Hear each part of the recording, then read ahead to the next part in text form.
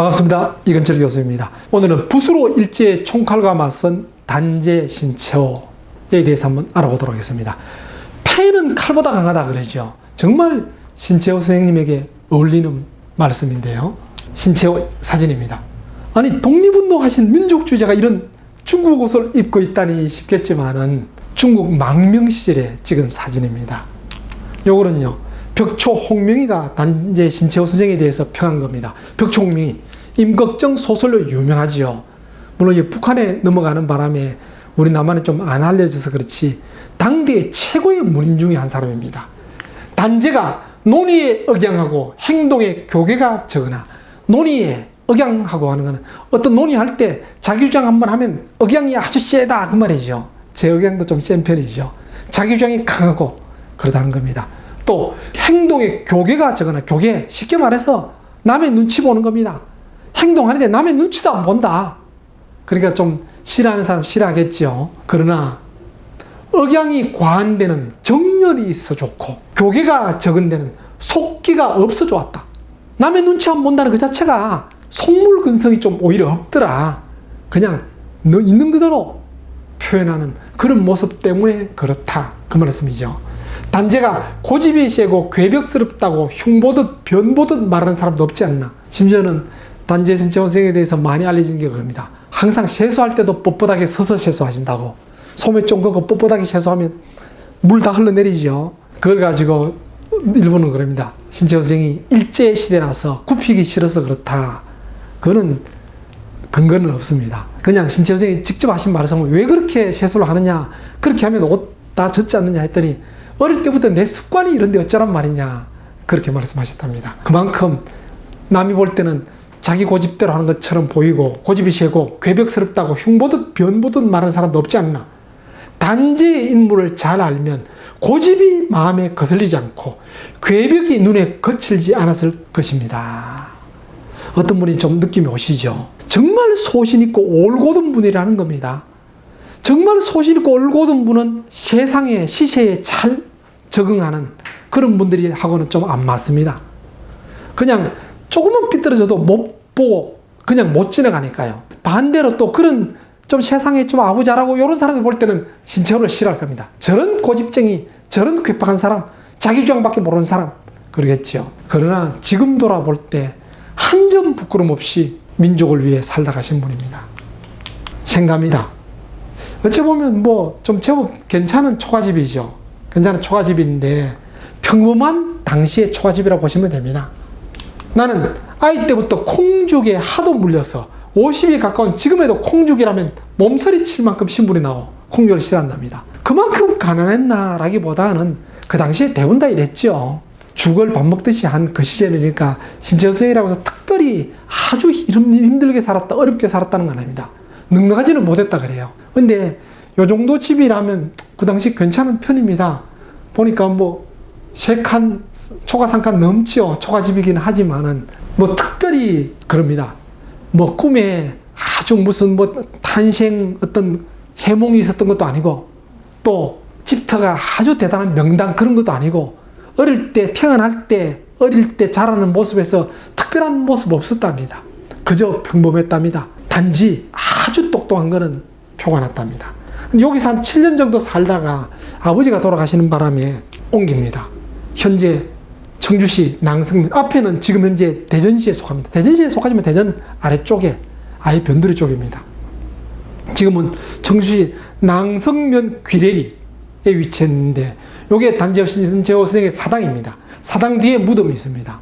무덤이 있는데 뭐 손자 며느리가 그 무덤을 이장한다고 파버려서 실제 현재 감요 상태다고 말합니다. 이 사당 옆에 신채호 선생의 기념문관이 있는데 그 기념문관에 기록들이 참 엉터리가 좀 많습니다. 좀 뭐 연대 틀릴 정도가 문제가 아니고 뭐 좀 많이 고칠 그런 게 있고, 심지어는 표준 영정에 정말 신채호 선생 이미지 안 느껴지는 영정이 있습니다. 제가 오죽했으면 그냥 사당만 보여드리고 옆에 있는 기념관에 있는 내부 모습은 안 보여드리는 게 참 아쉬운 점이 너무 많아서 그렇습니다.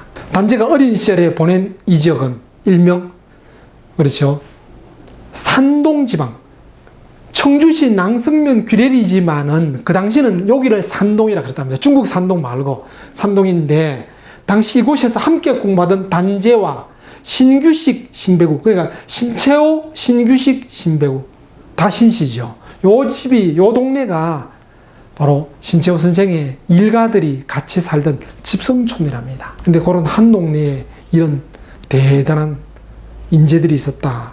바로 산동 지방에 난 삼재라고 불렀답니다. 그러다가 이제 커서 성균관에 가는데요. 단재는 할아버지의 가르침 받다가 아버지가 일찍 돌아가셨다 그랬죠. 그러다 할아버지가 가르쳐서 기본적인 성리학 공부를 했습니다. 그런 후에 할아버지의 친구인 신기선한테 정통 성리학을 배웁니다. 이분은 아주 잘 살았고 세도가입니다. 이분한테 신학문도 배우게 되고 이분이 벌써 뭐 개인 집에 있는 서재가 책이 수만 권이 될 정도로 많았다 그래요. 또 이 신기선의 추천으로 성균관 입학합니다. 보통 성균관은 소과 시험 과거 되고 나서 입학하는데 이 당시는 과거 없어졌죠. 그래서 바로 신기선의 추천으로 성균관에 입학합니다. 하는데 그만큼 신기선은 어찌 보면 신채호 선생에게 신학문도 일깨워주고 성균관에 들어갈 수 있도록 도움을 준 오늘날로 치면 멘토입니다. 이런 분인데 또 당대의 실력자입니다. 이런 분인데 나중에 친일이 했다고 딱 단교합니다. 그렇죠. 공은 공이고 사는 사다. 이게 이런 분이 단재 신채호 선생입니다. 나이 볼 때는 그랬죠. 저렇게 처세를 못한다. 저러니까 힘들지. 예, 힘들어도 올곧게 원칙 위주로 가신 분이 사신 분이 바로 신채호 선생입니다. 성균관에 있다가 성균관에서 이제 졸업하고 성균관 박사가 됐습니다. 성균관 안에 직제가 교수, 박사, 직원 그렇게 됐습니다. 그리고 박사로 있다가 황성신문에 기자로 취직합니다. 논설 기자로. 이 황성신문 그럼 잘 아시죠? 장지연 사장입니다. 신라 방성대고 을사늑약 딱 체결되자마자 이걸 통탄하면서 신라 방성대고 바로 논설문 실었다가 그 바람에 황성신문이 폐간돼 버렸습니다.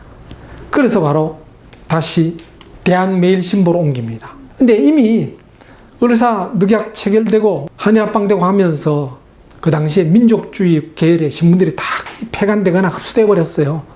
근데 이 신문은 영국인 베델이 운영했습니다. 사장이 영국인 베델입니다. 영자 신문도 나와서 해외로도 나가고 있습니다. 그러니까 일제에서 함부로 손을 못 댔죠. 여기서 좀 오래 근무했습니다. 근데 여기서 근무할 때는 남은 기록들이 아쉽게 없습니다. 어느 게 심지어는 어떤 분은 뭐 신라 방성대국도 앞부분은 장지연이 쓰고 뒷부분은 신채호 선생이 쓴 것 같다 추측일 뿐이고 근거가 없습니다. 근데 대한매일신보에 있을 때는 여러 문헌들이 지금도 남아 있습니다. 그 중에 하나입니다. 논설문 대화와 소화. 내가 국가를 위하여 눈물을 흘리면 눈물을 흘리는 나의 눈만 내가 아니라 천하의 유심한 눈물을 뿌린 자 모두 이인나이며 같은 나라도 다 내가 아니다. 정말 큰 뜻을 바르게 펴는 사람이 진짜 큰 나다. 대야 그 말이죠. 그렇지 않으면 소화. 또 내가 사유를 위하여 피를 토하면 피를 토하는 나의 창자만 내가 아니라 천하에 값 있는 피를 흘리는 자 모두 이인나이며 국가와 민족을 위해서 진정한 피눈물을 흘리고 피를 토하는 이런 내가 바로 나의 큰 나다, 대하다 하는 거죠. 내가 뼈에 사무치는 극통지원에 원수가 있으면 천하의 칼을 들고 일어서는 자 모두 이인나이며 신채호 선생님답지요. 일제에 통분하고 정말 뼈에 사무치는 고통으로 칼을 들 때는 칼을 들은 이게 진정한 대하다는 겁니다. 내가 마음에 새겨 잊지 못할 부끄러움이 있으면 천하에 총을 메고 도모하는 자 모두 이인나이며 그렇죠. 진정한 대하는 민족 정신 그 당시 입장에서는 이게 틀렸다면 당당하게 총칼 들고 나설 수 있는 사람이다. 그래 보는 겁니다. 또 대한매일신보 연재되던 겁니다. 독사신론인데 이건 역사에 관한 건데요. 단군 때부터 단군 시대를 추장시대 그러니까 부족국가 그러듯이 이제 추장시대 그래 봤습니다. 부여 고구려의 주종론.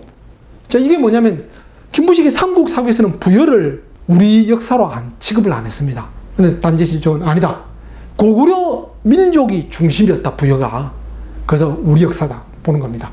기자조선설 부정했습니다. 심지어는 삼국유사 이전도 기자조선을 인정했기 때문에 기자조선보다 앞선 조선이라고 고조선 그랬죠. 근데 신채호 선생은 기자조선 부정합니다. 요즘 현대 국사에서도 기자조선 인정 별로 안 하죠. 조선 망하고 기자조선 된 게 아니고 고조선의 변방에 그냥 있었다. 기자가 살았던 변방지역에 있었다. 요즘은 대체로 그게 통설이죠. 만주 영토, 만주 우리 영토도 그건 지금 다 인정하고 있잖아요. 또 일본무술 부정, 우리 한반도 남쪽 일본이 고대에 지배했다. 이게 일본의 우익들이 하는 소리인데 역사적으로 일리가 없는 게 그 당시 일본은 우리보다 훨씬 미개했던 원시 시대입니다. 문화 자체가 우리하고 게임도 안 되는 그런 시대에 무슨 우리 남쪽을 지배했다. 말이 안 된다. 그건 지금 오늘 통설로 다 부정하죠. 오히려 삼국 문화가 일본에 유입됐다. 요거는 뭐 지금도 많이 드러나고 있죠. 심지어는 백제가 일본을 속국처럼 다루었다. 그런 이야기 요즘 많이 드러나고 있습니다. 또 삼국 통일 및 김춘추 비판, 요걸 특히 강조합니다. 김부식은 핵심을 신라를 중심으로 봤는데 오히려 김춘추가 나라 팔아먹었다. 당나라하고 외교해서 그야말로 나라 팔아먹어서 고구려 백제를 그렇게 만들었다. 아주 비판합니다. 발해의 신라, 신라 삼국 시대에만 다룬 신라 이후에 통일 신라만 다룬 게 아니고 발해와 신라 양국 시대. 부여 우리 민족이듯이 발해 역시 우리 고구려가 바뀐 우리 민족이 중심이다. 우리 민족 시대다. 그래서 그 시대는 통일 신라 시대라기보다는 발해와 신라 양국 시대다. 그래 봅니다. 김부식 비판. 특히 김부식 비판이 좀 많습니다. 이건 뒤에 다시 말씀드리겠습니다. 이런 식으로 연재하고 있었던 겁니다. 물론 미완성입니다. 요까지 하고 그 뒤로는 미처 다 못 싣고 망령했죠. 자, 요거에 대해서 신용화 선생이 평한 겁니다. 저작을 중심으로 보면 한국의 근대 민족주의 사학은 신채호의 독사실론에 의해서 1908년에 성립됐다 말할 수 있다. 그 이전에 우리 역사들, 뭐 삼국사기, 삼국유사, 뭐 아방강정고라든지 동사강목 다 역사서가 있지만은 그건 다 고대 스타일, 전근대식이라면 근대 민족주의 사학의 어째 보면 성립을 신채호 선생님부터다 본 겁니다. 물론 요 직전에 박은식의 뭐 조선 통사라든지 뭐 그런 게 몇 개 있죠. 있는데 그런 게 나왔지만은 신채호 선생이 제대로 된 근대 민족주의 사학을 성립했다라고 표현을 합니다. 개화기인 애국 개몽운동기에 다수의 역사서들이 간행되어 근대민족주의 사학에 기여했지만 그 대표적 결실이 바로 신채호 선생의 독사실론이다 라고 보는 겁니다. 그러면서 계속해서 표현합니다. 단지의 근대민족주의 사관에 대한 평. 신채호는 국사에서의 존화사관과 사대주의를 통렬하게 비판. 중국 중심의 역사. 특히 김부식 비판한 게 사대주의 존화사상이죠. 비판합니다. 둘째, 신채호는 왕조사 중심의 중시의 사학을 통렬하게 비판. 이거는 특히 참 대단합니다. 우리 지금도 우리 뭐 대부분 다 교과서는 그렇죠. 거의 왕조사 중심입니다. 태정, 대제, 문단시에 외우기도 하고 그러죠. 뭐 세종 때 뭘 했다, 세종대왕이 했던 뭐 한글 창제, 뭐 치우기, 뭐 다 우리 국민들 대부분 다 아시잖아요. 근데 세종 당시에 백성들이 어떤 식으로 살았다는 건 잘 모르고 있죠. 신채호 선생이 그 당시에 이 왕조사 중심의 중시사학을 비판했다는 것 자체만 해도 근대 민족주의 사학에 성립시킨 큰 공헌이라 볼 수 있는 겁니다. 또 신채호는 일본 역사서들의 한국사 왜곡을 통렬히 비난했다. 또 한국인이 지은 당시의 역사 교과서들도 예리하게 분석하고 비판했다. 부족한 거, 빠진 거, 그야말로 뭐 물론 이후에 식민사관 나왔지만은 이미 신채호 선생 당대에 나왔던 것도 여러 가지 부족한 점이 있다. 그래 본 겁니다. 아까 말씀드린 것처럼 독사신론 같은 정통 역사 연재도 했지만은 역사와 관계되는 뭐 이순신이라든지 을지문덕 소설도 많이 펴내고 했습니다. 또 청간호 선생은 학술자담회에서 신채호론에 대해서 발표하고 평한 겁니다. 난가사상 유명하지요. 본래 당군 때부터 있었다고 하는 수두교, 뭐 소도 그러죠. 뭐 금줄을 쳐놓고 그 속에 들어가면 뭐 죄인도 함부로 하지 않고 하는데 소도, 우리말로 수두 그러죠. 수두교. 또 고구려의 조이선인, 요 선인을 이렇게 쓰기도 하고 먼저 선 쓰기도 하고 신선선 쓰기도 합니다. 또 그것이고 고려도경의 제가승이나 화랑도 다 화랑도와 랑 바로 화랑가 계통이다. 이게 우리 한국의 전통 사상이다. 그렇게 보는 겁니다. 그러면서 아와 비와 우리의 사상과 우리가 아닌 사상의 대립, 우리의 주체 정신과 우리가 아닌 정신의 대립, 그렇게 본 신채호 선생의 역사관을 말하고 있습니다. 보면 대표적인 게 이제 그 정관우 선생이 보기는 그래 보는 겁니다. 이 난가 사상이 우리의 아고, 육아 사상이 비아다. 그래 보는 건 특히 이제 묘청의 난을 신재호 선생은 조선 1000년 내에 최대의 사건이다. 제 학교 다닐 때 국사 공부할 때도 왜 묘청이든 그게 뭐 대단하다고 그걸 조선 1000년 내에 얼마나 많은 사건이 있었는데 뭐 얼제문덕에 뭐 강감찬에 뭐 그런 사건이 얼마나 많았는데 그게 과연 최대 사건이냐 저는 그렇게 좀 의아했는데 우리 민족 고유의 정신과 외래 정신이 싸워서 우리 민족 고유 정신이 패배했다. 그 이후부터 우리 역사, 우리 정신에 외래 사상이 지배하게 되었다. 그렇게 보신 겁니다. 정신이 외세에 지배되었으니 이것보다 더 큰 사건이 없죠. 그렇게 보시는 거 바로 아와 비아도 그렇게 보시는 겁니다. 그 핵심이 난가 사상이다. 그래 보는 거죠. 예, 그러고 나서 중국으로 망명 갑니다. 중국 망명 가서 뭐 중국 그 당시 대종교의 도움을 받아서 만주 고구려족을 답사합니다. 광개토대왕 능으로 알려져 있습니다. 물론 통설이 광개토대왕 능인데 아니다 하기도 하고 아직 정확한 거는 100% 맞다고는 할 수 없습니다. 여기서 한 200m 밖에 근처에 광개토대왕 비가 있으니까 광개토대왕 능 아니겠나 그래 보는데 보통 묘비는 무덤 바로 앞에 세우죠. 오히려 200m나 떨어져 세웠다는 게 오히려 또 어쩌면 의심스러울 수도 있습니다. 근데 대체로 통설은 광개토대왕 능인데 예, 요게 사람입니다. 지금 이렇게 올라갈 수 있도록 계단 만들어 놨어요. 여기쯤 올라가면 문이 있습니다. 문 안에 봐도 안에 뭐 아무도 없습니다. 그냥 빈 공간만 있습니다.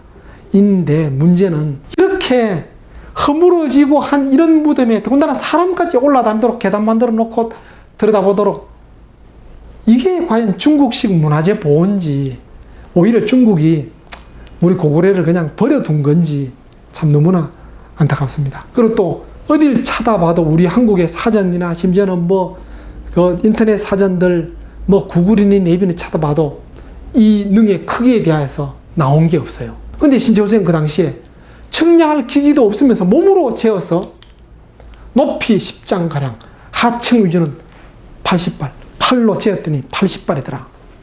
직접 재은 겁니다. 신재호 선생을 비판하는 역사가들은 그래요. 뭐 감정주의다, 감성주의다 하지만 당대로 볼 때는 실정주의 사관을 정말 신재호 선생이 하려고 하신 분입니다. 예, 말씀드렸죠. 거기서 조금 200m 떨어진 곳에 광개토대왕비 일제 때 찍은 사진 모습입니다. 허벌판에 참 이런 식으로 두었으면 어쩌겠습니까? 뭐 동네 사람들이 그냥 여기다 낙서도 하고 뭐 심지어는 뭐 소음 고삐를 매놓기도 하고 그랬겠죠. 제가 한번 갔던 이제 청주에 가면 고구려 비가 있습니다. 지금은 이제 고구려 박물관 안에 있는데 그 고구려 비가 한때는 대장간에 돌 벽도 됐다가 한때는 빨래터에 아주머니들 빨래판도 되었다가 그랬답니다. 그러다가 나중에 이거 그 당국대 사학가에서 찾냈다던가 그랬대. 이거 고구려비다. 지금은 막 대단히 귀한 유물처럼 취급하는데 이렇게 방치된 겁니다. 이렇게 방치되다가 오늘날은 중국에서 이렇게 만들어 놨어요. 중국식 기와에 방탄유리로 딱 해놨습니다. 사람이 들어가면 요만해요. 요만한데 요 방탄유리 안에 딱 들어가면 전체를 보기도 힘들어요. 사진은 못 찍습니다. 특수 광각 렌즈가 있으면 다 찍힐지 모르지만 핸드폰은 당연히 일부밖에 못 찍습니다. 이렇게 만들어 놨습니다. 오히려 비석을 보호하는 건지 하도 우리나라 사람들이 민족 정신 갖고 광개토대왕 능에 오니까 우리 한국 사람들을 못 오게 막는 건지 안타까운 현실입니다. 여기서 조금 더 떨어진 곳에 장군총으로 알려져 있는, 그것도 이제 장군총이 아니고 실제는 장수왕능이다 이게 통설이죠. 또 장수왕능이 아니다 하는 사람도 있으니까 확실한 건 아닙니다. 근데 그것도 있는데 이건 뭐 몇 킬로 떨어졌는데 뭐 신재호 선생의 기록에는 그 장수왕능에는 가보시지 않았는지 그 기록은 없습니다. 광개토대왕 능과 비에 대한 말씀은 있습니다. 또 요 옆에 환도산성 있죠. 환도산성에서 조금 나와 있는 이 무덤들 이렇게 찍혔지만은 하나하나가 왕릉 크기, 바로 이집트 피라미드식으로 되어 있는 무덤들입니다. 이런 거에 대해서 보시고 나서 신재호 선생은 그럽니다. 집안연의 유무의적을 한 번 보는 것이 김부식의 고려사, 삼국사기죠. 10,000번 읽는 것보다 낫다. 그만큼 오히려 정말 민족 정신을 느낄 수 있다. 그거죠. 신재호 선생 자신도 실제 글에 보면 돈이 모자라 제대로 못 봤다. 그 안타깝다 그런 말씀 하는데, 그렇게 보시고도 김부식 고려사 삼국 사기 10,000번 읽는 것보다 낫다는 것은, 김부식의 삼국 사기를 보면 정말 오히려 더 분통이 터진다. 우리 역사를 왜 요따구로 만들었냐, 그런 느낌이라면, 실제 고구려 집안을 한 바퀴 둘러보면 정말 우리 민족의 웅대했던 찬란했던 문화를 느낄 수 있다, 그런 뜻이라 보면 되겠죠. 예, 그러고 나서 모 독립선언도 참여합니다. 모 독립선언서라 하기도 하고 대한독립선언서라 하기도 하죠. 요게 조선 기초했다 그러고, 김규식, 김좌진, 박은식, 신채호, 안창호, 이동영, 이승만, 이시영, 그 당시에 중국에 있던 독립운동가들이 이분 말고도 39명 서명을 했는데, 이분들은 끝까지 변제를 안 한 분들입니다. 끝까지 독립운동 하신 분들입니다. 독립운동의 스타일은 좀 다르지만 참 대단한 분들이죠. 여기에 참여하셨는데, 이 무독립선언서가 28 동경유 학생들의 독립선언서, 3.1 독립선언서가 먼저 나왔습니다. 먼저 나왔고 아주 강경투쟁입니다. 무장투쟁. 그런 식으로 되어 있습니다. 이 무장투쟁을 보면 신재호 선생이 죽을 때까지 무장투쟁을 강조했습니다. 그걸 보면 조소왕이 기초했다 하지만은 신재호 선생의 글도 포함됐을 것 같은 느낌도 많이 듭니다. 아니면 조소왕과 신재호 선생의 어떤 노선이 거의 일치한다든지, 그 정도로 무장투쟁이 이 안에 그대로 나열되어 있습니다. 대한민국 임시정부 수립에도 참여했습니다. 임시정부 수립 1919년 4월 11일로 보죠. 근데 참여는 했지만은 잠시 있다가 바로 나옵니다. 나온 이유가 임시정부 독립투쟁 노선은 외교론, 특히 이승만이 외교론이죠. 우리가 직접 싸울 힘 없다. 외교를 통해서 독립하자. 또 실력 양성, 우리 실력을 좀 더 키우자. 그런 식입니다. 신재호 선생하고는 안 맞지요. 무슨 소리냐. 그래서 일본 이길 수 있냐. 무장투쟁입니다. 마지막까지도 무장투쟁 강조했던 분입니다. 그러면서 결별했습니다. 실제 어찌보면 지금 우리가 임시정부에 대해서 함부로 욕하면 안 될 정도로 어쩌든 임시정부에 대해서 좀 대단하게 보는 것도 맞지요. 맞는데 임시정부 초기부터 솔직히 혼란이 많았습니다. 임시정부에서 내각에서 만든 것은 내각 책임제였습니다. 내각 책임제를 만들어 놓고 그 당시 제일 그래도 해외에 이름 나 있던 이승만은 상이 안 왔습니다. 미국에 독립운동하고 있었어요. 그래도 이승만이 제일 세계적으로 알려졌으니까 이승만을 수상으로 앉혔습니다. 내각이니까, 내각 책임제니까. 이승만은 내각 책임제 수상은 싫다. 대통령제를 달라. 내가 밖에서 제대로 독립운동 하려면 대통령제가 해야 된다. 심지어는 자기 명함에 그냥 영어로 프레지던트, 대통령 명함 파고 다녔다 그러죠. 근데 초기부터 뭔가 삐걱삐걱했습니다. 이승만이 우리나라 대한민국 수립하고 나서 뭐 삼성개헌 하면서 막 정권 연장하기 위해서 하셨지만은 임시정부 때부터 이런 게 있습니다. 또 임시정부에서 그렇게 하루 som없이 또 대통령 만들어줬더니 거기서 또 문제를 일으키고 계속 또 삼성개헌 비슷하게 장기 집권 하시려다가 내각으로부터 탄핵당하고. 그러니까 다시 말씀드리지만은 임시정부 자체를 욕하는 건 아니지만은 신재호 선생의 노선과는 안 맞다는 겁니다. 신재호 선생 말씀드렸죠. 앞에 나온 것처럼 정말 억양이 강하고 다른 사람 눈치 보지 않고 이게 맞다 그러면 목에 칼이라도 그냥 밀고 나가는 그대로 성향을 보여드리는 겁니다. 그래서 임시정부에 참여했지만은 바로 얼마 안 있다가 그만두십니다. 그러고 나서 잡지 청고를 발행하는데요. 이건 뭐 편고 한글이지만 한자, 영어도 있지만 속의 내용은 다 한자로 썼습니다. 중국에서 발행했으니까 중국 사람도 볼 수 있게. 천고의 한 문장입니다. 천고, 하늘의 북이죠. 천고여, 천고여, 구름이 되고 비가 되어 더러움과 비린내를 씻어다오. 혼이 되고 귀신이 되어 적의 운명이 닿도록 저주해 다오. 천고여, 칼 되고 총이 되어 외적의 기운을 쓸어버려 다오. 폭탄이 되고 비수가 되어 적을 동요시키고 뒤흔들어 다오. 국내에선 민족의 기운이 고양돼 암살과 폭동의 장거가 끊이지 않고 있다. 밖으로는 세계 추세가 달라져 약소국가들의 자결운동이 계속 일어나고 있다. 천고여, 천고여, 너는 북을 두드리라. 나는 춤을 추리라. 우리 동포들의 사기를 끌어 올려보자꾸나. 우리 산하를 돌려다오. 천고여, 천고여, 분투하라. 노력하라. 너의 직분을 잊지 말자다. 이 글만 봐도 그야말로 그냥 남에게 쉽게 타협하고 움츠러드는 게 아니고 당당하게 목이 칼이더라도 바른 말씀 하시고 그런 기백이 느껴지죠. 이것 말고도 물론 상해 임시정부 독립운동 하신 분도 정말 어렵게 살았습니다. 그 당시에 지원을 못 받아서 국내로부터 독립자금이 안 들어오면 거의 살 길이 없었거든요. 그 일화 중에서는 그렇답니다. 임시정부 직원들이 같이 일하다가 점심시간 되면 다 밖으로 나간답니다. 같이 앉아있기가 민망하니까. 밖에 나갔다 돌아오면서는 식사한 것처럼 이쑤시개 하나 물고 들어온답니다. 그냥 밖에서 물 한 잔 얻어 마시기도 힘든, 그렇게 그냥 배를 골먹하면서 들어왔는데, 신철 역시 마찬가지입니다. 그래서 먹고 살기가 힘들고, 그래서 잠시 중국 신문에 글도 싣고 했습니다. 그래서 중국 신문에 글을 쓰니까 그 글 때문에 판매 부수가 바로 올라갈 정도로 정말 글을 잘 썼거든요.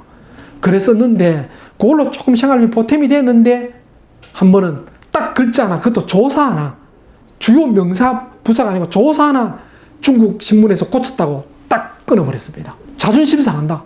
감히 너희들이 우리를 어찌보길래 내 허락도 없이 글자 하나를 바꾸느냐. 바꿔도 문장에 지장이 없는데도 불구하고. 이런 분이 신채호 선생입니다. 어열단, 조선혁명선언 집필했습니다. 어열단 잘 아시죠? 무장 독립투쟁. 해방되기 직전까지도 끝까지 무장투쟁한 단체입니다. 그 조선혁명선언을 하는데요. 이 어열단 주로 무장투쟁만 하니까 정신적인 게 부족하다 해서 김은봉 단장이 일부러 신채호 선생한테 부탁해서 우리 어열단의 교훈이 되는, 또 정신적 좌표가 되는 글을 써달라. 그래서 조선혁명선언 그냥 딱 한 장짜리가 아니고 책처럼 제법 깁니다. 1장에는 일제는 한민족 생존의 적이다. 그리고 내용들이 아주 깁니다.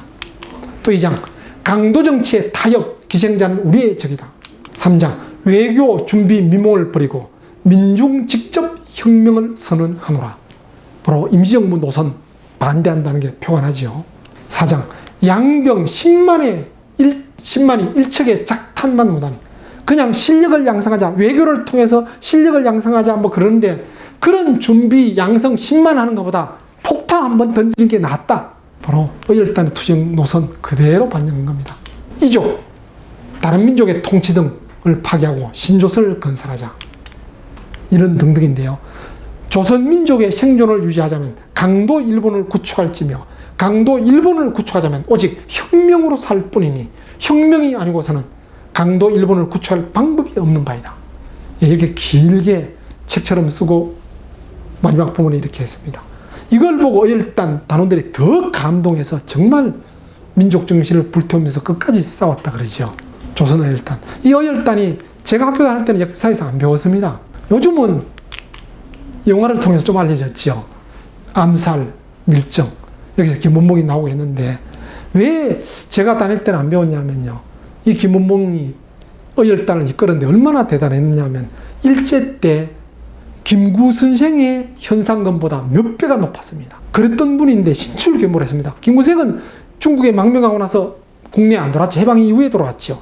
근데 어열단 단장 김원봉은 국내 종종 잠입도 하고, 국내 다시 독립자금 모아서 또 중국 건너가기도 하고, 그러면서 한 번도 안 잡혔습니다. 신출귀몰해서. 그래서 현상금이 그만큼 올라간 겁니다. 그랬던 분인데 해방 후에 대한민국 정권 속에서 오히려 일제 때 일본 순사했던 노국술이라는 사람한테 잡혀서, 뺄갱이라고 잡혀서 취조해서 고문까지 당하고 나와서 너무나 원통해서 밤새 울면서 잠을 못 잤다 그러죠. 그 며칠 후에 북으로 월북해 버렸습니다. 물론 월북하신 후에 김일성 밑에 잠시 있다가 김일성한테도 또 숙청당했다 하지만은 그 때문에 북한 넘어갔다고 우리 역사에서는 안 달았습니다. 요즘 영화를 통해 좀 알려졌지만은 빨리 이제 통일이 되기 전에 좀 역사 부분, 우리가 고대사에 대해서 우리 왜곡이 많다, 식민사관이다 하지만은 지금 근대 현대사도 마찬가지입니다. 일제 때 이후 역사는 반쪽만 배웁니다. 일제 때 독립운동한 거 제가 어열단 강조하지만은요, 어열단 이야기 안 하면 우리는 이봉창 의거 이후로 무장 독립운동이 없습니다. 공산당 계열에서는 해방 직전까지 무장투쟁을 합니다. 그래서 더 어열단 없다면, 우리 무장투쟁은 일제 때 무장투쟁은 공산당밖에 안 했다, 공산당 계열밖에 없다, 이렇게 되지요. 오히려 더 우리가 어열단을 꼭 봐야 됩니다. 봐야 되고 다시 역사에서 살려내야 되고, 정말 이분들이 하시는 활동들 다양합니다. 뭐 종로경찰서, 뭐 국내 와서 잠입와서 앞에 나왔던 강령에 따라 요인 암살, 일제와 관계되는 뭐 경찰서라든지 일제 회사들 폭파, 이런 것들이 그대로 이분들의 활동들입니다. 또 민족 이념으로 아나키즘 수용. 요게 좀 신철생이 또 비판한 부분입니다. 이 아나키즘은 무정부주의 그러기도 하죠. 신철생이 민족주의자면서 왜 무정부주의자냐 이렇게 말씀할 수도 있지만은 모든 나라가 자유를 누리는 사회를 건설하는 것이 시대의 흐름임을 강조하고 민족 자결이 실행되면 대소가 상환하고 강약이 상부하여 평화로운 세상이 될 것이며 이것이 바로 세계 인민이 평화회의에 바라는 것이다. 국제평화회의, UN 뭐 그러고 그랬죠. 뭐 UN 이전에 국제연맹 그때 그 바라는 바다 국제연맹에 대한 평인데 자 보시죠. 민족 자결주의가 제대로 되면 이런 말이 있기 때문에 민족 자체를 포기한 아나키즘이 아니라는 겁니다.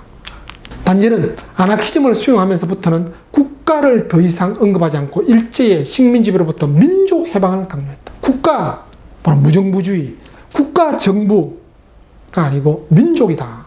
그거죠. 그렇게 말씀한 이유가 일제강점기에 국가와 정부 부정하는 것은 아예 어쩌면 요즘으로 치면 국가 부정, 정부 부정 그러면 이거는 뭐 좀 문제가 있는 극좌파되지요.